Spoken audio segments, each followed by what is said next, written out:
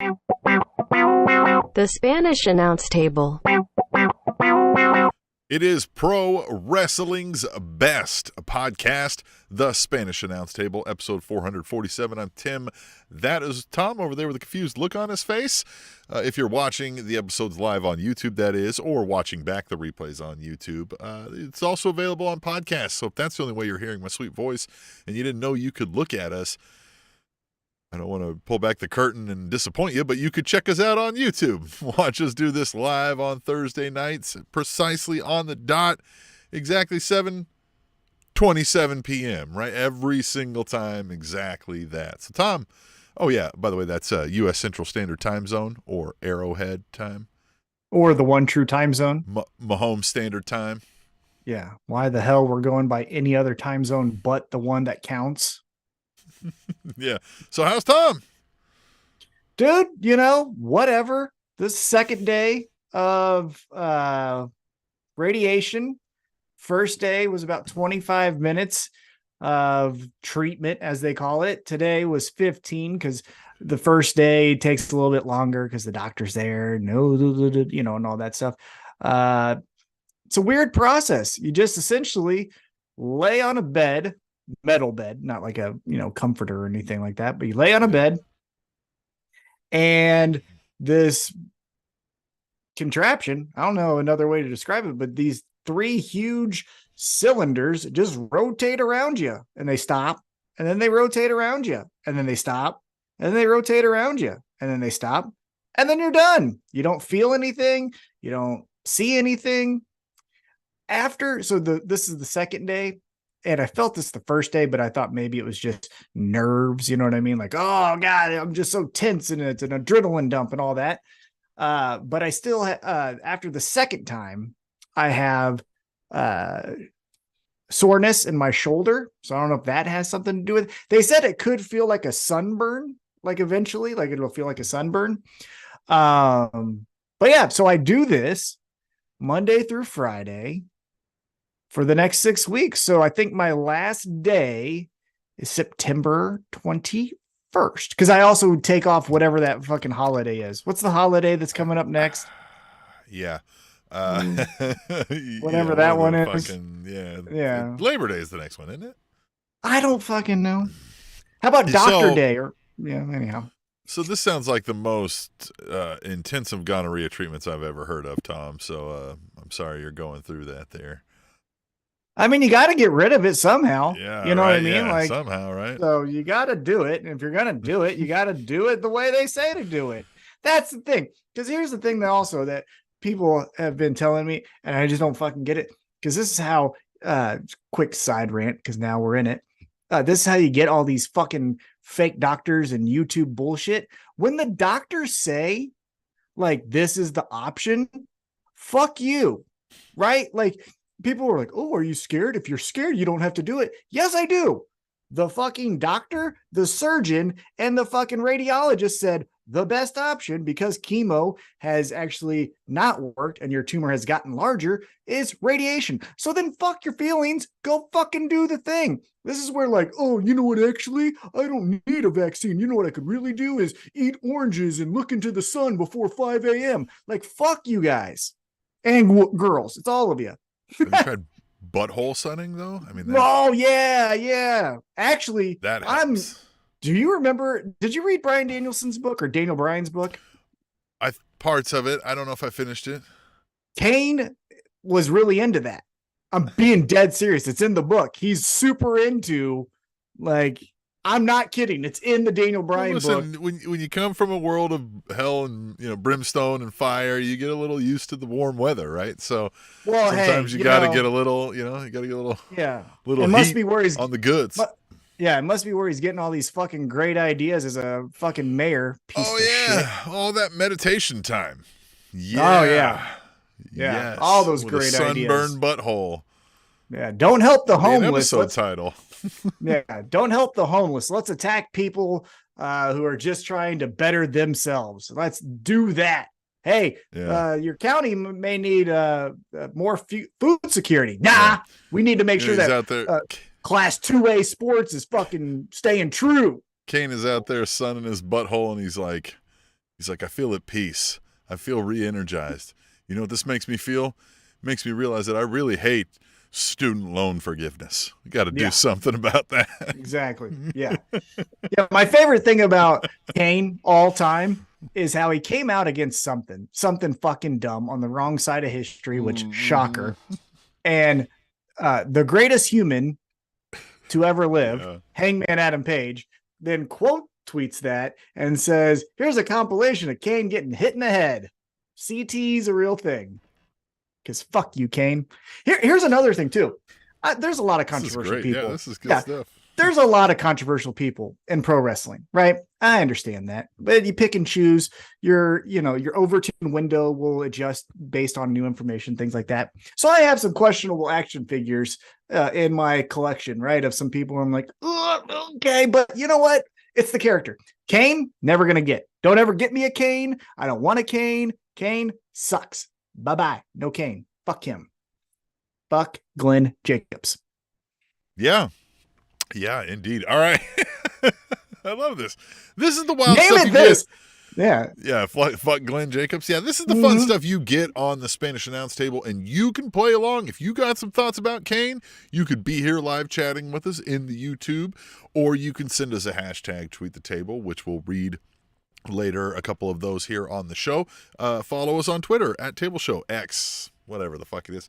While it exists. Fuck Elon Musk. Yeah, fuck Elon Musk too. We're also on the Facebook, Instagram, Threads, right? We're on the Twitters, the TikToks, the YouTubes. You can find all of that stuff at SpanishAnnounceTable.net. There's links to that. Also at SpanishAnnounceTable.net, you have a link to the Pro Wrestling Tees, where you can get a T-shirt, of which neither of us are wearing right now, to model for you. You're welcome. It's in the wash. It's in the wash. You know what I mean? I mean, I have a Spanish Announce Table T-shirt, but it's not the one that's available at Pro Wrestling Tees. This is a throwback to an old shop that doesn't exist now because we're exclusively on the Pro Wrestling Tees. Exclusive, so go get that there. You can also always just drop us a voicemail, like send it in an email, record a voice clip, and ask us a question, talk to us about pro wrestling, just like our pal did here, if you're ready for this, Tom. Well, let's just also say thank you to all, again, 2 weeks after, for sending all of those amazing clips and emails for our 10-year. It was so great. And that's the thing. Keep it coming. If you sent in a video clip, or a voice note, or whatever it may be, and you're like, that was fun, I want to do it again. Do it. Yeah. It doesn't have to wait for 11 years or whatever. Just send it in. Not to tell tales out of school here, but, Ash said, hey, I think I'm going to keep doing this because I got a lot of wrestling thoughts and I don't have any friends. And I was like, that describes us. And that's why we do this. So let's be wrestling friends, right? Talk to us, right? So. Fuck yeah, Jeffrey Sills. He says, shout out to the Real Elite team that won the Birmingham Boat Brawl. Fuck yes. Yeah. Our greatest moment. The greatest moment in the history of the world. Who would have known the greatest chair shots of all time would have come outside of the pro wrestling arena? I swear to God, that was a missed opportunity. Someone, I thought someone was going to do it. I thought maybe RVD in their match or something, but someone needs to grab that chair, right? That kind of chair. Yeah, it's got to be white, the white, like folding chair. Yes. Yes. You know who needs to do it. Stokely Hathaway. Hathaway needs to be the one to just hit somebody with that, yeah. Or Prince Nana, that would be another good one because I just love how funny he is. Yeah, it would. But someone needs to do that ASAP. What a great moment in time. These are the moments where I'm like, okay, I appreciate social media in these moments that we all got to, like, in very short time, witness that event. And just all discuss it. It's so fun. It doesn't stop. You got mug shots now of those racist assholes fucking trying to jump a security guard. My God, it's so great. Go check out all that. See if they would have had a sunburned butthole. Yeah. This wouldn't have happened. They would have been calmed down and relaxed, right? Then they could have just went and tried to litigate some rights away instead of trying to get in an actual fight.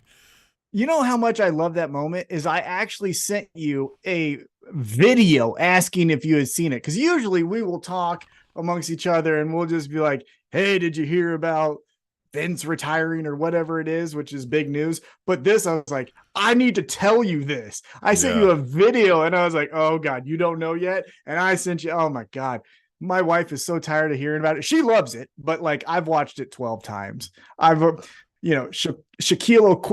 O'Gills is one of the names that I heard for the guy that swam over. Oh yeah, the Aquaman. Aquaman. Yeah. I just love it so much. And the Avengers fucking photo where they come out of the fucking thing. Yes. The best part is the hat. When he's just like, all right, the guy lunging at him, he's like, all right, fuck this. He's like, we're ready to throw down. Do you think he did that?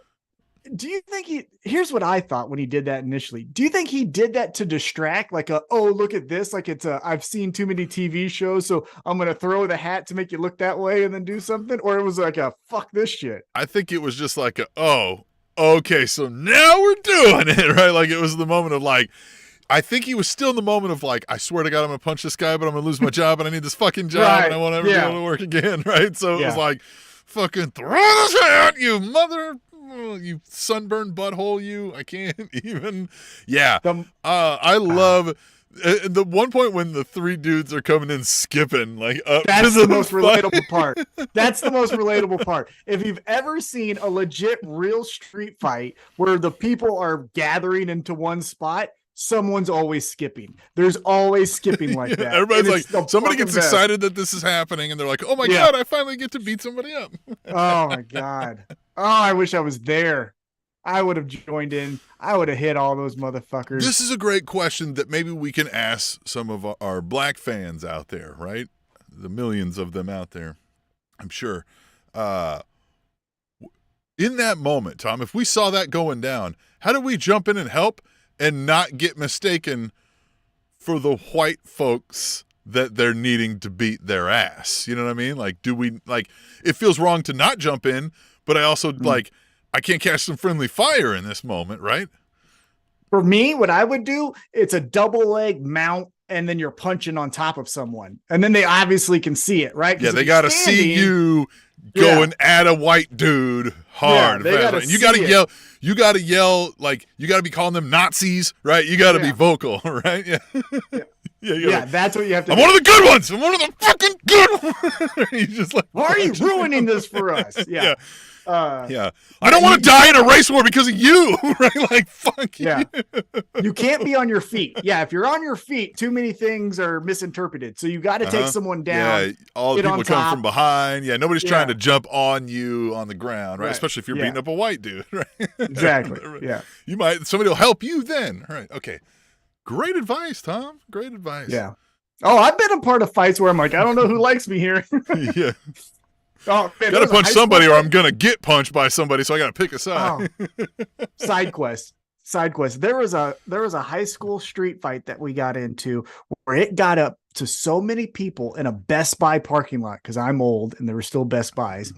And it got to the point where we were all gathered and like we all knew each other, and we're like, so are you here for like Justin, or are you here for like Jesse? And it's like, are we friends or foes today? Yeah, like, because I'm fucking up whoever likes Jared, and I'm on Jesse's side. And so you're like, and so you're just like, I had a bit of an inverse where I'm at a fight. I'm at a bar and my friends are playing pool, and they sort of hustled these guys a little bit, and the guys got mad and they're shoving whatever, and it's lights out, right? Everybody's getting kicked out of the bar anyway. So they kind of get shoved out at the same time that they're arguing and fighting, which involves getting bumped together. And now it's like throwing down.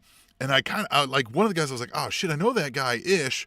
Like he works in the kitchen at the other bar where I do the karaoke 2 nights a week, right? And we'll kind of be like, hey, what's up, you know? So I'm like, oh no, now I'm fighting against his friends, right? And I'm like, oh, this sucks, right? But now I got to punch this guy. I don't know him all that well, right? So we're going at it. We rolled down the street, right? Like we cross over the intersection. And in Manhattan, Kansas, you've seen Aggieville, right? Like right outside the bar district is homes.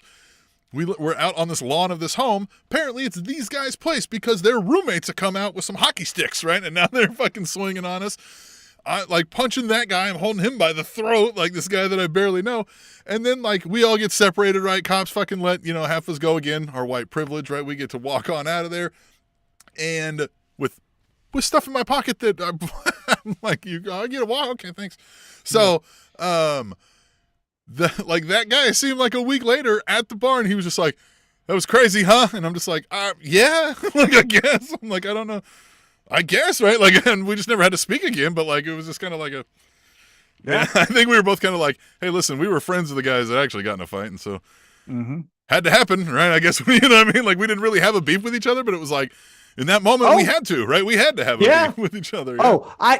Tim, again, because I was a delinquent and I was a piece of shit in high school, there were times where I got into a street fight, talking about a fight in front of someone's home. I remember a friend of mine who always fought someone called this person, and that person hung up on him. They were talking shit. Then that person hung up on him. We knew where they lived, which was like 3 blocks away. So we're walking, we're ready. There's like 6 of us. Ends up being 4 of us because 2 of them are afraid of dogs. And so we walk to this person's house and they have dogs in their front yard, and they're like, I'm out. I can't, I'm out. And so we're like, well, fuck. And so we go, and there's like people like they thought it was a fucking movie, and they're like running from outside of the house. I'm like, you motherfuckers, you know, and I'm taking a rock and I'm hitting people in the temple and shit. Like, anyhow, but I fucking hit this one guy as hard as I can with a rock right into his eye socket. I'm like, whoa, you know, like that. Push him off, and then we're all, you know, separated. The mom shoots a gun in the air. We're like, okay, you know, we run off and stuff. But then I go to class because it was a Saturday or something. I go to class, motherfucker. I sat behind, or the guy sat behind me. I didn't even know he sat behind me. I would beat the fuck out of this guy. Yeah. Richard Green, if you still have vision problems, I'm sorry, but man, I fucked him up.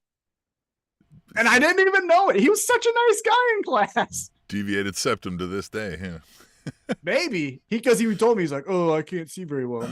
In lighter news, Jeffrey Todd says Best Buy is hiring where I live. See, so if you joined the chat and you were looking for a job, you might get a connection. You could things could happen. Your wildest dreams could come true if they include Best Buy. Tom, are you ready to listen to the Spanish announce answering machine here? Oh, I like that. Yeah. The Spanish announce answering machine. As we got a call from Ash Hendricks here. What's up, lads? It's Ash. How you doing? Hope you're having a good week. Happy Thursday. Happy 10 years and 2 weeks anniversary to the Spanish announce table. Cool. My question is, when was the last time, or not the last time, when was any time that you can remember where a wrestling company has done something either on screen or off screen and you thought, oh, wow, they're leaving money on the table?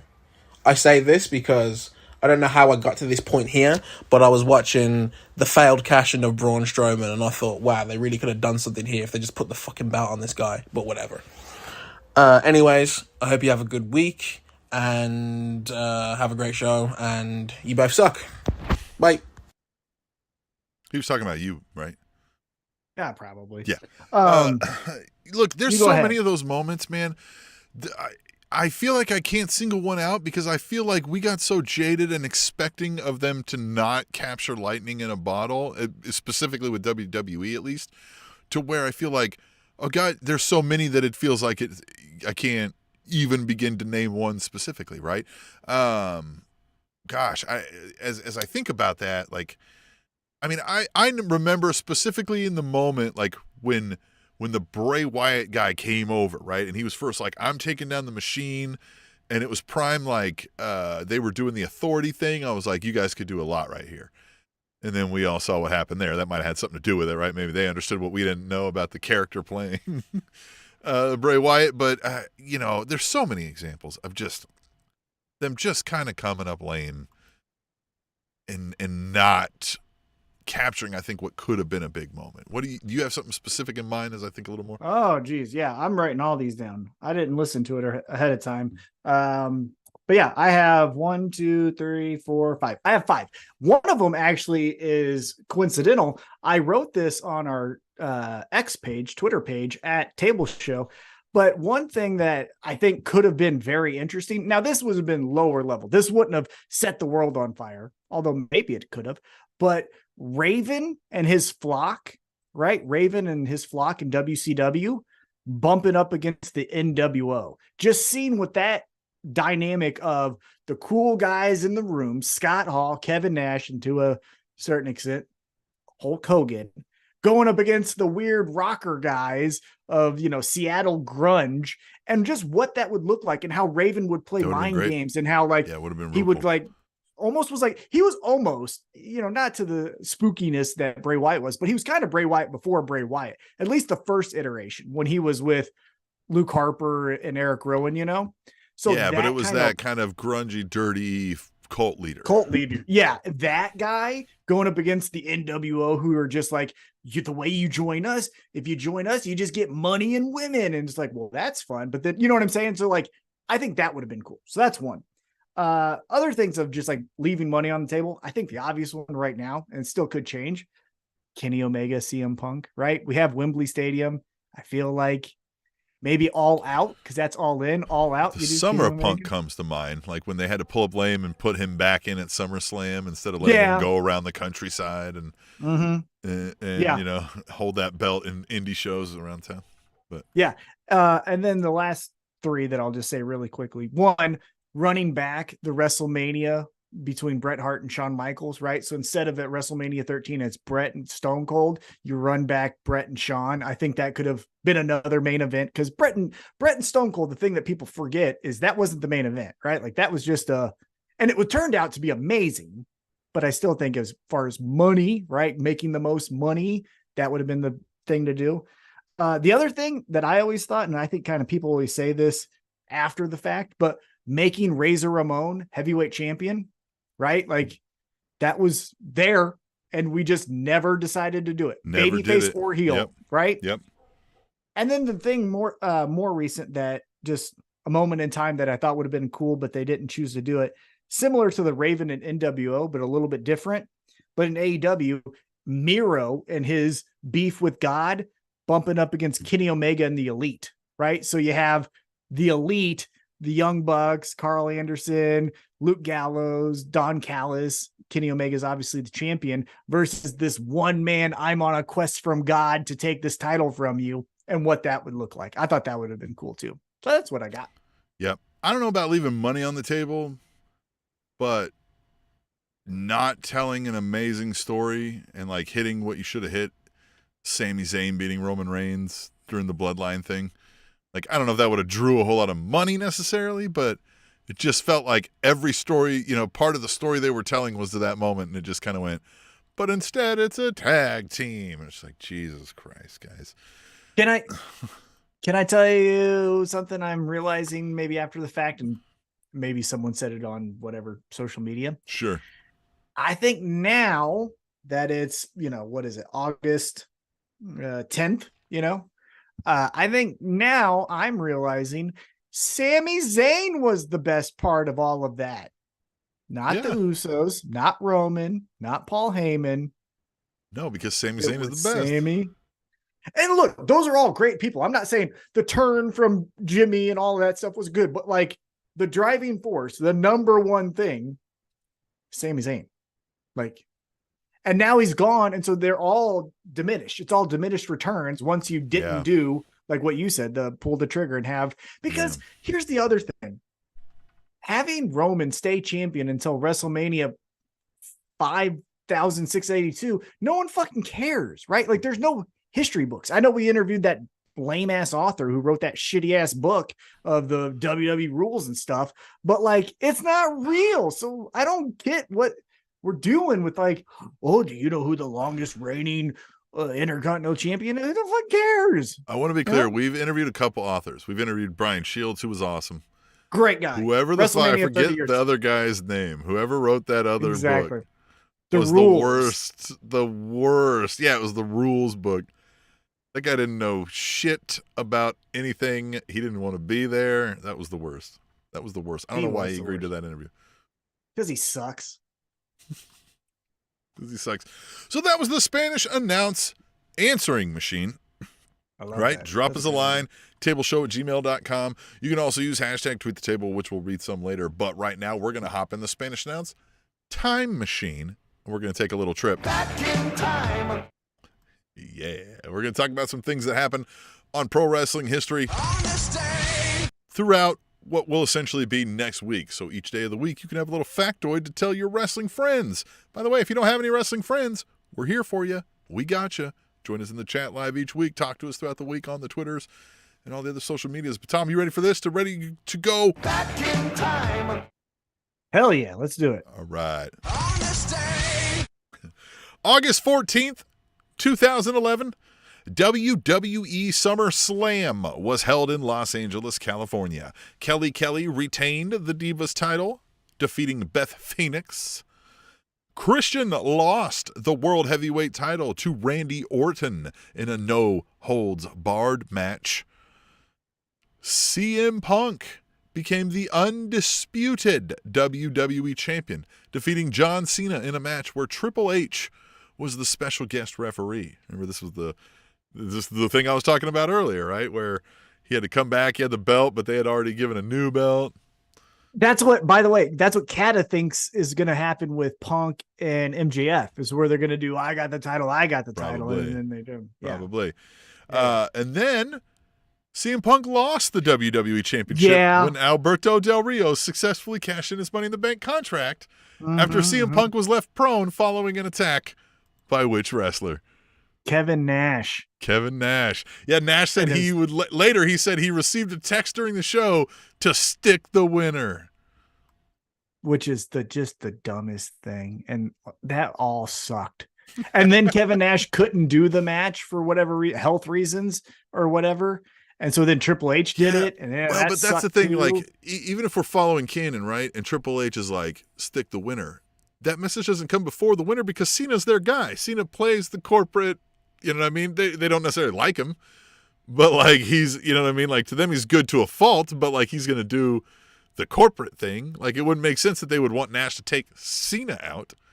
Well, unless they wanted Del Rio, I don't remember the damn details, but unless they just wanted Del Rio as the champion, which then again, why isn't Nash just working on behalf of Del Rio? Why wouldn't Del Rio do that? You know what I mean? Yeah. Like here's the thing, go read Brian Gwirt's book. And there's so many examples where he's told, hey, we want to do this hot angle. And they're like, all right, cool. How does it end? And Vince just saying, yeah, we'll figure that out when we get to it. And that's when you get this shit. You know what I mean? Like, it's fucking lame as shit, man. Yeah, I agree with you. All right, well, let's see what happened. On this day. August 15th, 2004. WWE SummerSlam was held in Toronto, Ontario, Canada. Kane defeated Matt Hardy in a Till Death Do Us Part match. John Cena defeated the United States champion Booker T in the first match of a best-of-5 series for the United States title. When is Edge, 2004. Edge retained the Intercontinental Championship, the Intercontinental title in a triple threat match against Batista and Chris Jericho. John Bradshaw Layfield retained the WWE Championship, defeating The Undertaker via disqualification. And Chris Benoit lost the World Heavyweight title to which wrestler? Randy Orton, right? Becoming the youngest World Heavyweight champion in history. Lasted 1 month because then Triple H said, hey, congrats, because that was the next night. Congrats, you did it. Put him up. And then put him down. Yeah, put him down. And for Orton being not the greatest actor, right? He sold that part well where he's like, what? Right? Like, thumbs down? What does that mean? Whop. Yeah, because then good stuff. Yeah, because Chris Benoit won the title in the triple threat at WrestleMania 20 when it was Shawn Michaels, Triple H, and him. And then that's when you had Chris Benoit and Eddie Guerrero hugging. I think that's what my timeline is. But yeah, right. yeah. So I think you're right. I think you're following along. On this day. August 17th, 2014. WWE SummerSlam was held in Los Angeles, California. It's that time of year. Yeah. The Miz lost the Intercontinental title to Dolph Ziggler. Paige won the Divas title, defeating AJ Lee. Jack Swagger lost to Rusev in a flag match. Dean Ambrose lost to Seth Rollins in a lumberjack match. And John Cena lost the WWE World Heavyweight title to which wrestler? Dude, this is insane. This is the second most shocking main event in SummerSlam history, I think. Mm-hmm. Brock Lesnar fucking took his lunch money. What was it, 18? This is now referred to as Suplex City, where Lesnar essentially squashed Cena. Yeah, suplexing him dozens of times with virtually no offense from Cena. Yeah, this was the second most shocking moment to me. And now I can't remember if it was a main event or not. But when Brock Lesnar was legitimately just elbowing Randy Orton in the head. Oh, and yeah. Like that's a concussion. Yeah. Suplexes suck, but I'll take 15 suplexes before you elbow me in the head from Brock Lesnar. You know what I mean? That'll kill you sometimes. Yeah. You know what? I think we missed one. We went out of order, but this will be the beauty of post production. Nobody will be the wiser, right? So we'll go. Got ya. And we'll see what happened. August 16th, 2009. TNA Hard Justice was held in Orlando, Florida. Hard Justice. Okay. You're a jerk. You think so? Brutus yeah. Magnus. Brutus Magnus and Doug Williams retained the IWGP World Tag Team titles, defeating Beer Money.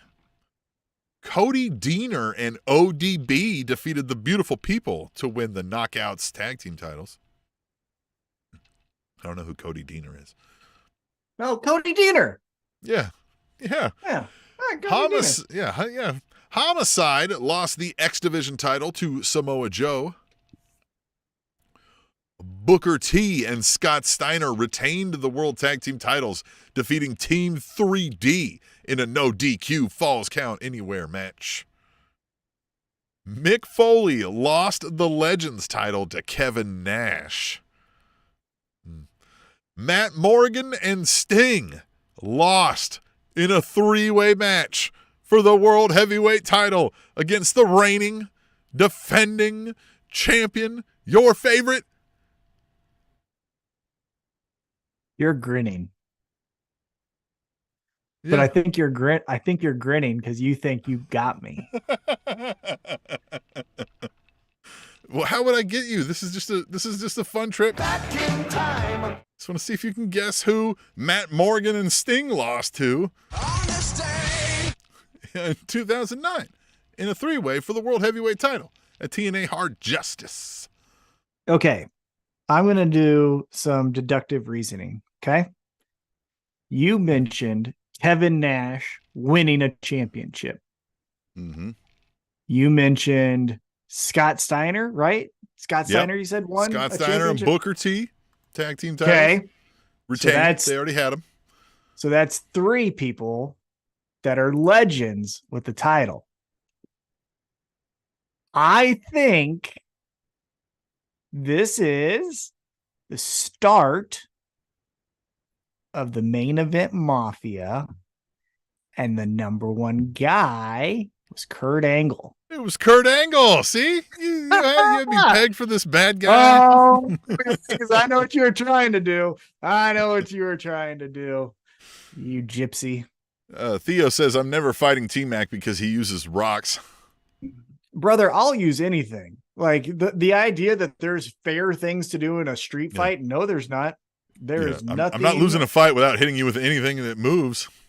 Oh, I remember when MMA really had a boom.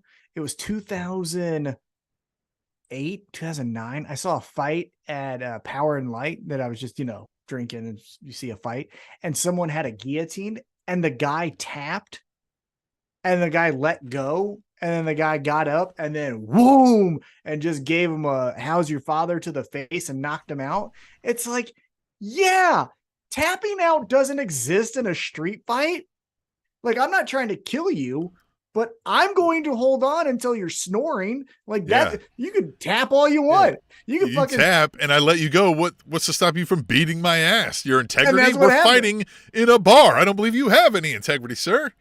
Yeah, that's what happened. Like, Yeah, I am holding on. You can fucking do the taps dance. I don't give a shit. I'm holding this on until you can't fucking conscious, motherfucker. Like, and I'll grab a rock. I'll grab glass. I don't give. I'm John Moxley. Think of that. I'm John Moxley in a fucking street fight. You walk around I'll with a do whatever I screwdriver need. and a fork for no reason. Oh, I'll take a fork.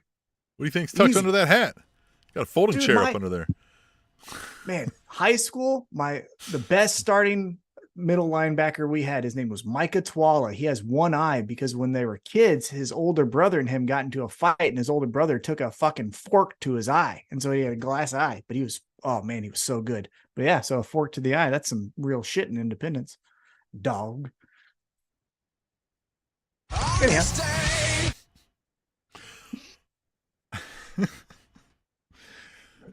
It is some real shit in Independence, to be fair to Tom. I mean, it is what it is. All right. It's honestly one of the things I'm worried about if I go to Independence. August 18th, 1993. WCW Clash of the Champions 24 was held in Daytona Beach, Florida. Arn Anderson and Paul Roma won the NWA WCW Unified World Tag Team titles, defeating Steven Regal and Steve Austin. Paul Orndorff lost the World Television title to Ricky Steamboat. Vader retained the World Heavyweight title, defeating Davey Boy Smith. But this show is most famously remembered for one of the most unintentionally funniest moments in professional wrestling history. Is this the Shockmaster? This is the Shockmaster. Yes. Oh God.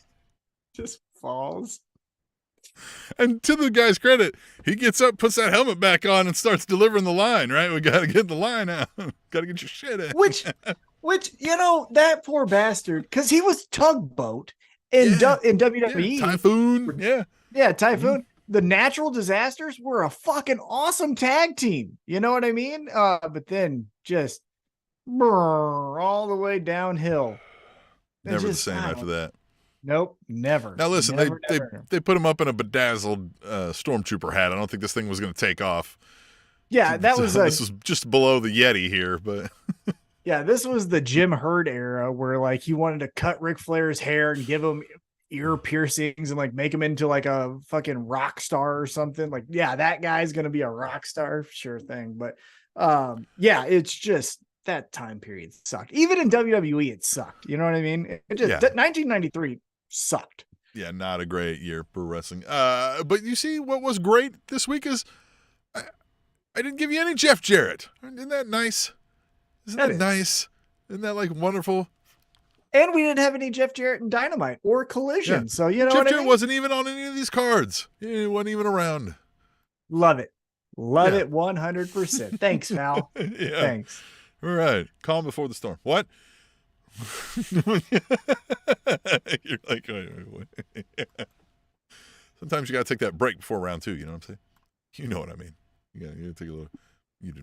You're like, no, I don't, brother. Straight to round two. All right. So we've got some Tweet the Tables. And the reason I'm going to address these Tweet the Tables kind of both back to back is because they both kind of deal with some stuff that happened on AEW Collision. SummerSlam happened. I didn't watch it. You know what I did watch, Tom, this weekend?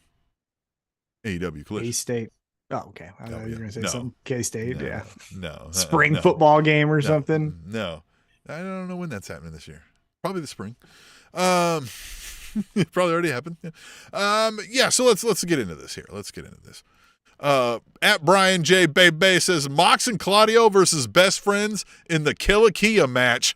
Damn, those poor cars. # Tweet the Table. That was Rampage. That's right. Rampage and then Collision was the next thing we'll talk about. But yeah. And, you know, I think from a storyline perspective and just enough violence to where you could show someone who doesn't know wrestling and it's still fun. I still would put Best Friends versus Santana and Ortiz over this match. But from like violence and the BCC have rebounded from losing to the Elite, this did the trick. I mean, they took the Best Friends and Orange Cassidy's lunch money and then never came back. They kicked Sue out of her van. They just demolished the whole van. Poor Sue. She did nothing wrong. and they just murdered him. And Does it poor was Sue get a new incredible. van now next time we see her?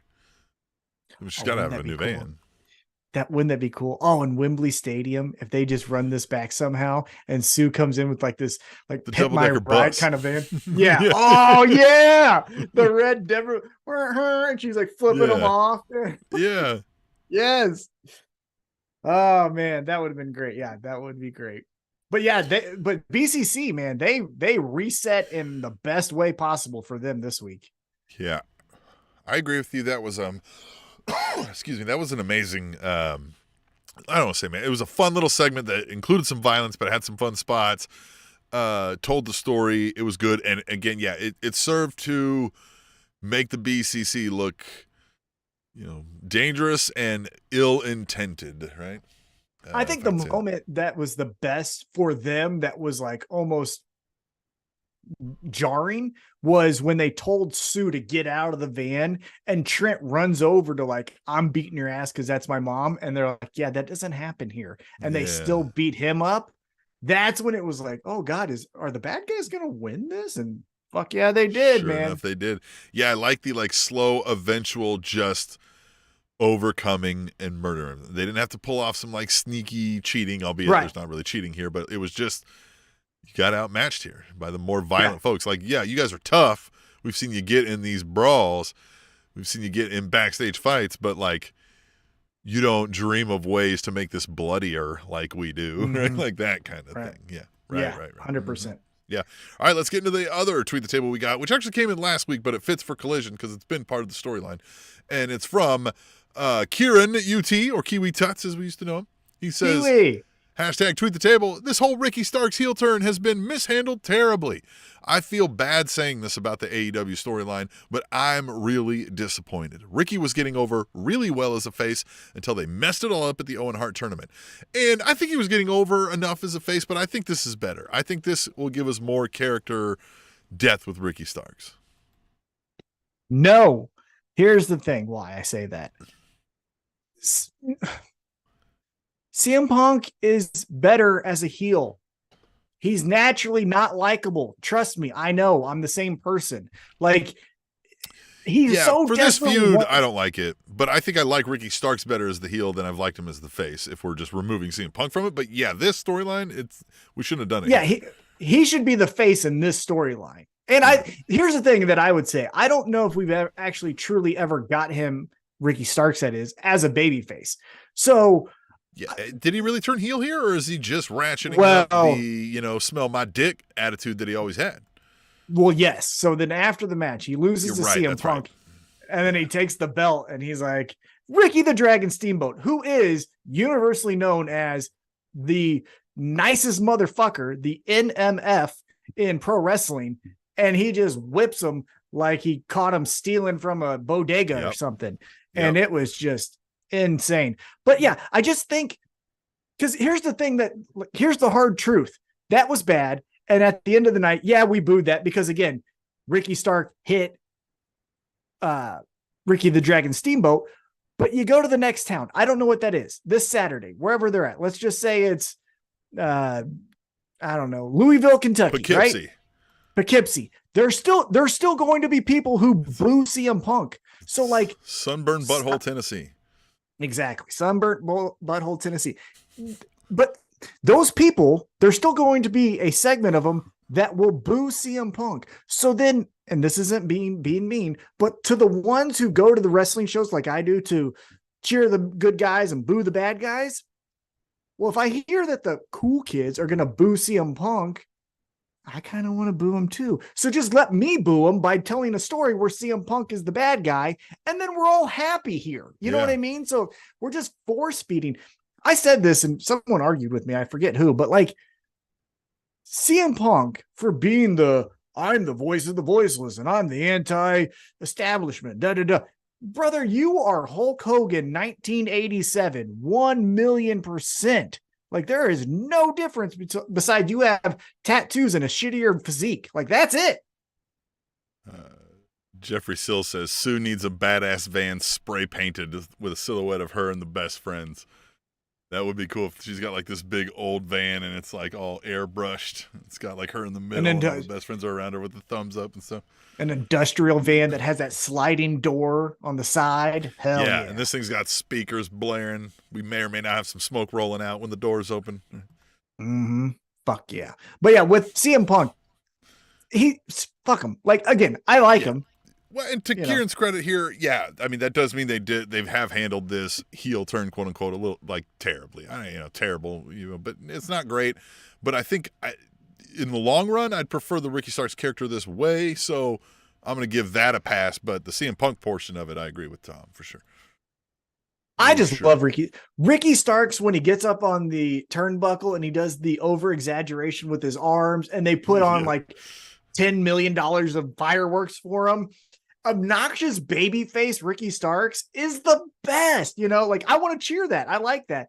So it feels like if we're peeking behind the curtain, we're not listening to the audience because one person wants to be liked. And that ain't fun for everyone else. Because we went through this with Cena. We went through this with, Roman Reigns. We don't need to do this in AEW, guys. Fucking listen to the audience. Yeah, somebody fancies themselves as the star of the show that it all centers around. He's a collider. Yeah. He's a collider, which again, we're not doing a draft, idiot. Yeah. Like, I want to like him so much because, like I told you, like the shirt he wore on Collision that benefits the Trevor Project, it's like, fuck yes, man. You were fucking doing good things. Stop being a fucking dum-dum. Yeah. Anyhow. There's a fine line, right? Somewhere in the gray area of when, people just don't like me because I speak my mind and I don't have a filter versus, no, you're just a mean person who just says mean things all the time. Yeah, well, I don't even necessarily think he's mean because, right, like you look at his views on accepting of others, giving rights to all people, things like that. He's just self-absorbed. Yes, I think that's it. I'm the best. Well, no, I think there's actually Ricky Starks who's like on the come up. No, me. And it's like, God damn it. Who was the TikTok? Who was speaking in the video where you sent me where they said Jeff Jarrett was like, no, this guy thought like in his brain that like he was going to be the bigger draw than Hogan and like Piper and all these. Like, I forget who it was. They were like speaking. No, I don't remember. Podcast. Yeah. And they were like, because they were helping him run TNA when Sonny was like, no, he was like setting all these things because like he was like, no, he had to be in the main event because like he thought like he was the draw, like he was the guy, like he was.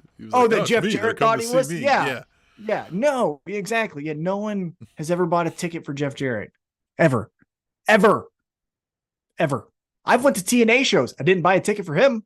You know what I mean? Like, and he was there. He was the champ. I didn't buy it for him. So yeah, same thing. Punk a little bit different. There are a contingency that do love him, ride or die, whatever. But it's just, let's be fucking cooler and just not tell the damn, I am a baby face. Why? Because I'm a baby face. Well, speaking of cooler, AEW Dynamite happened. It's usually cooler. This show was, it had its moments, I think, where it was a little suspect at times. But let's get into the AEW Dynamite unless you had anything to wrap up those tweet the tables. No, Collision was pretty cool. I like whatever we're doing with the Acclaimed and Billy Gunn, where if he is really retired, but maybe he's not retired, but it seemed like it because Anthony Bowens is a good actor, but not that good of an actor. Yeah, he was crying. So I'm interested in that. That's probably honestly the most interesting part of Collision is what the hell's going on there. And then you obviously had FTR and all of that stuff. So yeah, Collision is a pretty fun show. Unfortunately, I'll watch it, and I did watch it Saturday, but man, there's just so many things consistently that are on at the same time that like I might be interested in more sometimes, and that just stinks for them. But yeah, I rarely am going to watch it live. Like rarely. Yeah. So Dynamite last night, before we get into it, I just want your thoughts. Was this weird? Was this episode weird? I mean, yeah, that's what I was saying. It felt a little off in places. I don't know what it was. Cause like the crowd was kind of shitty, but like they were it felt like they were trying, but they didn't ever want to get up and really cheer. You know what I mean? It felt like they were sitting on their hands and going like, this is fun. And it's like, what the fuck is that? You don't do that. And then the first segment that we'll get into, it just the beats, it was off beat or something. So what were you laughing about though? You want to say something? Jeffrey Sills says, if you bought a ticket to TNA and Jeff Jarrett was the champ, by default, you bought it for the last outlaw. No. The last outlaw. You're trying. You know Jeffrey, what's great about all these guys who love outlaw country is they really love the law. Yeah. But here's the thing. You're trying to tell me that on a card that has Samoa Joe, AJ Styles, LAX, the Dudleys, which is Team 3D, I bought the ticket for Jeff Jarrett versus Christian Cage. Yeah, Nope. I think that's what he's saying, yeah. Nope. Anyhow, let's get into this shitty first segment. It started with JAS standing in the ring, and they're mad. And Chris Jericho comes out, and he says, oh, interesting. You guys come out without me, and then I have to get this entrance, and blah, blah, blah. And Daniel Garcia just cuts him off. Says, I'm fucking tired of this. And the best part of the whole segment was, he goes, I changed everything for you. And you never believed in me, so I'm out. And then he dances on him, and then he walks out. Violently, like if anybody would have touched him, they would have caught them hands in that moment. He was upset. Yeah. He was probably a wreck, too, with how much he was thrusting his hips. That was pretty, enforceful. He might have popped a hip out of socket. Yeah. But, okay, so, this is perfect example of, what was kind of wrong with the show. So, Daniel Garcia does this, right? And he's the first to leave. And then Jake Hager says it. And then Ty Mello says it. And then Anna Jay says it. And then Angelo Parker says it. Yep. And then Matt, and they're not saying anything different. No. Now, here's the thing. I wanted to like this and did in some ways. I think all of them, including Hager, delivered a damn good promo and a thing to say to Jericho, right? There wasn't a whole lot of differences, like you said, because what are you going to say in this moment? But they each had a bit of a unique take on it, right? But like you said, it was 7 of them in a row. He did the dancing segment. We need to cut, do another segment. Now we've got another backstage segment. We get Anna JAS saying, fuck you, I'm out of here, right? And he's like, well, fuck, I got. And then we cut to another segment. We do something. We come back. Then we get Ty Conti or whatever, to say it, and then do Sammy at the same time because they're together, right? Like stretch it out over the show because I felt like they all delivered in the things they said. Mm-hmm. I liked Sammy's end being different. Yeah, he was like, I'm not leaving you, but you ain't doing too great. He's like, I'm not walking out on you, pal, but I'm gonna walk out. But I mean, it's like because this is clearly done, but like, if you're gonna ride again, come see me. Well, maybe I'll be here. Maybe I'm not. 2 details I did like about this segment. One, did you notice in Jericho's entrance video, it's not a Titantron, by the way. Titantron is a WWE term, you fucking marks. I hate calling people marks, but I just wanted to there. But it's an entrance video. Tron. But it's just an entrance video. It's an entrance video on a fucking screen. But screen. all of his videos was him and Don Callis from like the early 90s. Nice. Everything was him and Don Callis. Second thing that I thought was a cool detail is if you catch it, when Sammy's talking to him, did you catch the jacket he was wearing?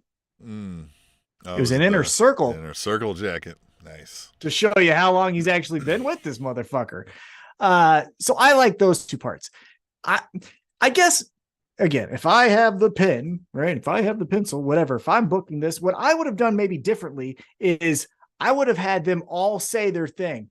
Hey, Jericho, you know what I'm frustrated with? This thing. Well, you know what? And then Jericho goes, hey guys, but I'll try to figure. And then someone cuts him off and says, you know what I'm frustrated with? And they kind of do all of that stuff together. And then they all leave together. And then Sammy does his thing. You know what? I would. And here's why you do it in the backstage, because they don't all leave together. They leave at the same time, but they all go in their separate directions, right? Like, one goes off this way, one goes off, and then we've got that visual of like, this literally exploded. Somewhat, because not to fast forward too far, But if we get to the main event, which it's the women, second week in a row, which is great. But Matt Menard and Angela Parker are out with Anna JS. So maybe they're not all leaving. Anyhow, that's nobody said the society had to break up, right? They just maybe don't appreciate Jericho anymore. Maybe it's just the society. Yeah. Also, by the way, Matt Menard delivering a tearjerker promo. Yeah. Right. Here's where this is my criticism of wrestling fans, because you guys are so fucking you guys just get under my skin sometimes. He gave a great promo. You know what everyone said at the same fucking time? Oh, he said Kevin Steen. Yeah. He said Kevin Steen. Yeah, you motherfuckers. That's who it was when That's who it. Yeah, like, oh God, what does that mean? Is he saying hi to Kevin Owens over at WWE? Shut up, you fucking losers! It's the dumbest look at me, Louie fucking thing in the world. I want to punch you in the face. All those people. Fightful Select. Matt Menard said Kevin Steen. Like, that fucking mattered. It was a great promo. Yeah, what if we got Matt Menard tries to run the society, right? He's like, we don't need to appreciate Jericho anymore, but we're the society. And he's like trying to keep the band together, right? You still get like Sammy being like, fuck, dude, I don't, you know what I mean? Like, he's the first kind of defect. Hager's kind of like, I mean, I need a new guy, right? Like, you know, I mean, he's just trying to lead it. And then, yeah, like, you know what I mean? There's legs. There's things you could do here, right? Yeah, there's definitely things you can do. So, as we kind of wrapped up there, everyone left. Sammy said TBD, but I'm out for right now. And then Jericho's by himself. Basically said, bro, go figure your shit out, man. Yeah, which is fine, right? Yeah, like, I mean, I might say that to a friend, like, hey, man, I don't know how to help you. Oh, no, I did have to say it to a friend one time. I mean, he was becoming a little pissant cunt to everybody, and I was like, hey, look, bro, I know we haven't had any specific things, but, like, you're kind of miserable to be around right now, and so, like, yeah, we'll meet back up when you figure the shit out and you're not in this headspace anymore, you know what I mean? Mm-hmm. You know what? Yeah. We haven't talked since then, but hey, you know, that's what it was. Yeah. Maybe he's not in that headspace yet. If he calls me, I'll talk to him. Yeah. Exactly. Yeah. And Sammy would probably talk to Jericho. So after that, Jericho's backstage. Renee Paquette, I believe, or Marquez, someone tries to get word with Jericho, like, hey, how do you feel? And Don Callis is like, hey, man, I am so sorry. If I caused any friction here, like, I apologize. And he's like, but you kind of want to join this family? Kind-hearted Don Callis, right? Great attention. But he also did a, so does that mean you're hanging out with me? So you're free, right? You're free. And Jericho said, I'll give you an answer next week. To a fucking hush response. Who cares? Yeah, but he's not going to. That gave me everything that, like, he ain't, you know. I don't care either fucking way. Yeah, it probably isn't going to be. Again, Don Callis is one of my fucking favorites people in wrestling, period. But this just ain't going to be, you know what I mean? I just, like, there'll be some mildly chuckable moments, right? We'll get a chuckle. But here it is. God damn it. You figured it out, huh? You cracked code? Yeah. You saw the Tony Khan spreadsheet? Yep, I just did. He's going to say no, Jericho. Yep. He's going to say no to Don Callis. Don Callis is going to go, well, how dare you son of a bitch? And Takeshita is going to fucking jump him from behind. There you go. Jericho, Takeshita, it all in? Well, no, because then you got Sammy. And Sammy's going to be like, hey, man, I said I wasn't with the Jericho Appreciation Society, but that didn't mean I'm not his friend, so fuck off. Like, just leave beat him his alone. ass.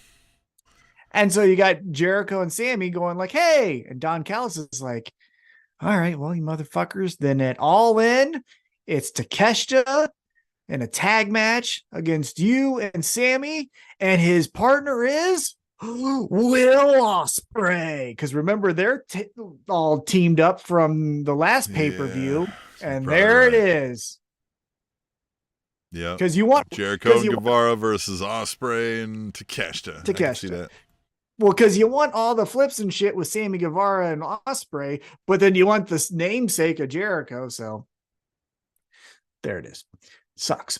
All right, I saw this online, so I'm going to steal it. Next up, we had in-ring action between the Hardy Men and the Older Bucks.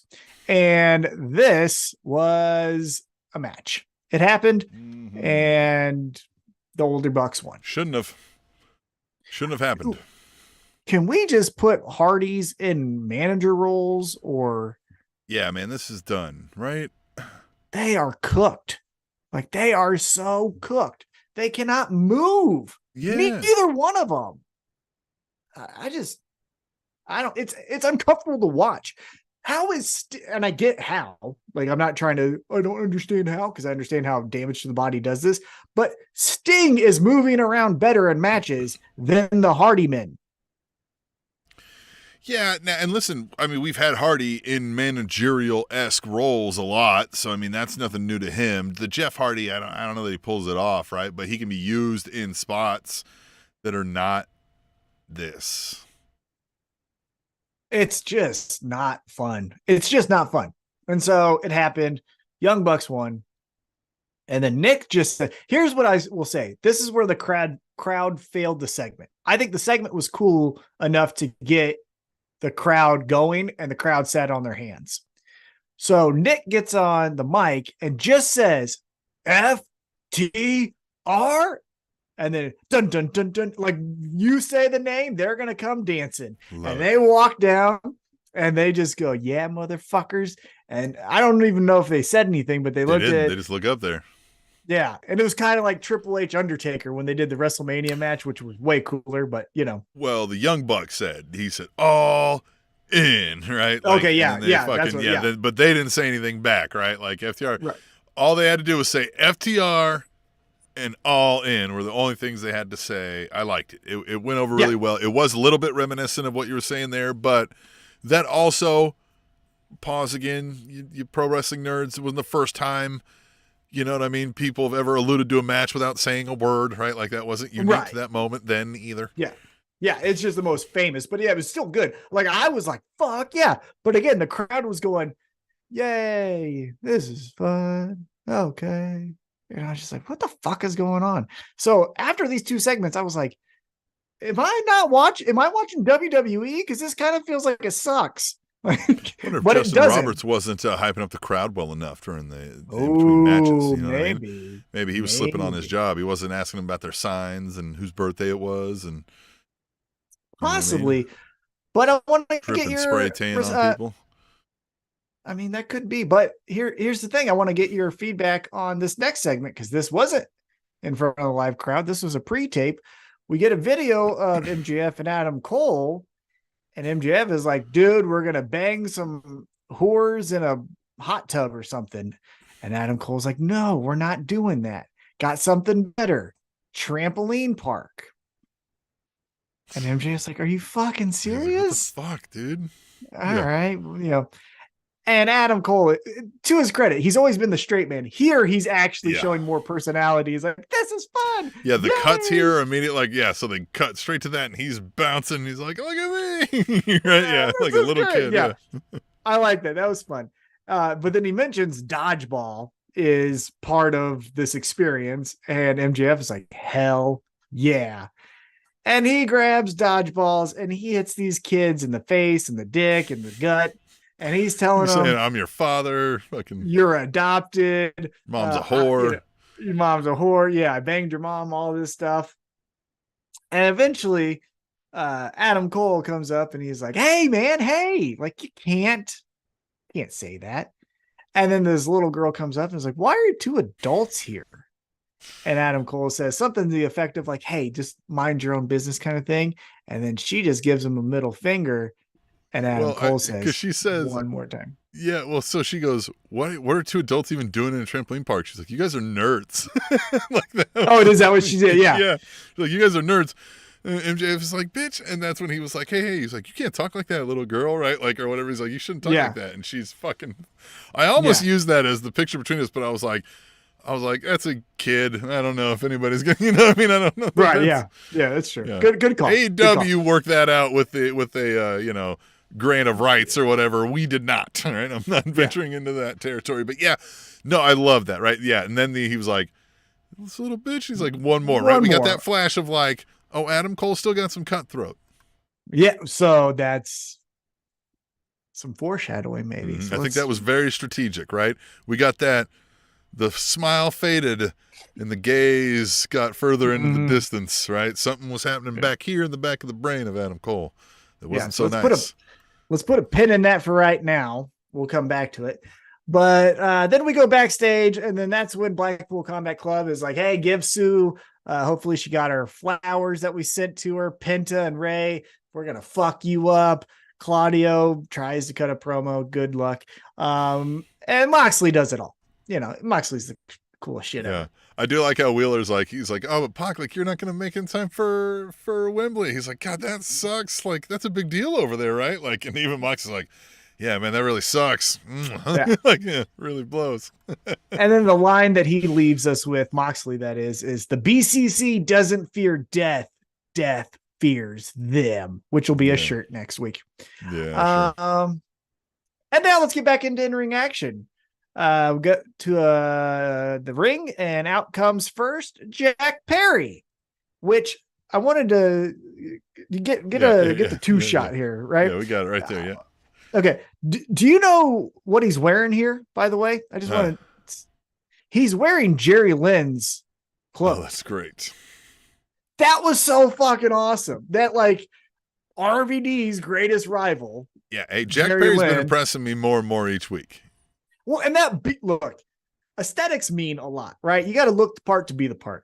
Him growing out this beard and this chest hair and stuff doesn't make him look like Jungle Boy. You know what I mean? So aesthetically, he's looking better. And then, he's just killing it. Yeah. The only thing, and again, I get it. We're not supposed to like him, but I just don't even think it fits, is that music. That music makes no fucking sense. Yeah, it is off. I like that he comes out and he holds the title up to Taz, and Taz is like, yeah, I see it, dumbass. Like, he just didn't have anything better to say, right? He's just like, fucking dumbass. Yeah, he's like, what's this? I got your. And then he just drags it. Tony Schiavone mentions that. He just drags the title. He's like, put it around your waist. And he's like, fuck this shit, right? Yeah, so he does that. And then comes out Rob Van Dam to Pantera. Walk. We spec. Walk. What do you say? Fucking love this song, motherfucker. God, ECW was the shit. That's the type of song that you do cocaine and IROC ZT top to. Speaking of people doing cocaine, we'll hear about that in a little bit. But again, side note, when you had ECW and you had Rob Van Dam coming out to Pantera and then doing all the crazy shit he did, and then being the heel and saying like, who's going to kick my ass? And then you had New Jack coming out to Natural Born Killers with a fucking shopping cart of just bullet. That's the greatest thing in the world. Coolest now. That's what I call wrestling themes. A series of all time was that one right there. Dude, I fucking love those songs. I love those songs. God, I love those songs. Anyhow, I love those guys too. They were great, except for I would never hang out with Natural Born Killers. Just that like that. Yeah, that little, I don't even call it the melody off of that gunshot is great for a walk in, like a walk up, right?